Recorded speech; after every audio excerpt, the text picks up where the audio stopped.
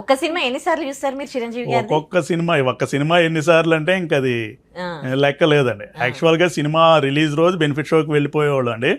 Cinema super hit అయితే వారంలో 4 సార్లు చూసేసేవాళ్ళు. అది మాది ఎలమంచిలు అని చెప్పాను కదా. మా ఊర్లో అప్పటికి రిలీజ్ ఉండే కాదు. మా దగ్గర నుంచి 25 కిలోమీటర్ల దూరం అనకాపల్లిలో అక్కడికి వెళ్ళిపోయేవాళ్ళని. నేను కొంత మా ఫ్రెండ్స్ ఉండేవారు. అలాగా ఇంకా పాటలు అయితే 608 పాటలని నేను ఆల్రెడీ మీకు చూపించాను. అవి అయితే నా దగ్గర పెన్ డ్రైవ్ లో ఉన్నాయండి ఆ పాటలని. ఇంకా 100 సార్లు చూసుంటాను పాటలు.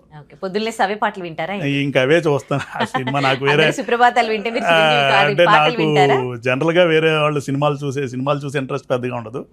వేరే వాళ్ళ సినిమాలు కూడా పెద్దగా చూడండి. ఇంట్లో అంటే పిల్లల గురించి వాళ్ళ గురించి వెళ్ళడం తప్ప. ఇప్పుడు చిరంజీవి గారి సినిమాలు అంటే ఇంట్రెస్ట్. రామ్ చరణ్ గారు, పవన్ కళ్యాణ్ గారు వీళ్ళ సినిమాలు అన్ని కూడా తప్పకుండా రిలీజ్ రోజు ప్రీమియర్ షో అయితే ప్రీమియర్ షో, బెనిఫిట్ షో అయితే బెనిఫిట్ షో. అది రాత్రి 1 గంటకైనా 2 గంటలకైనా ఎప్పుడైనా సరే. ఇన్నిసార్లు సినిమాలకి థియేటర్లకు అంటూ తిరుగుతూ అభిమాని అంటూ తిరుగుతూ ఉంటే అప్పట్లో మీ పేరెంట్స్ ఏం అనేవాళ్ళు కదా?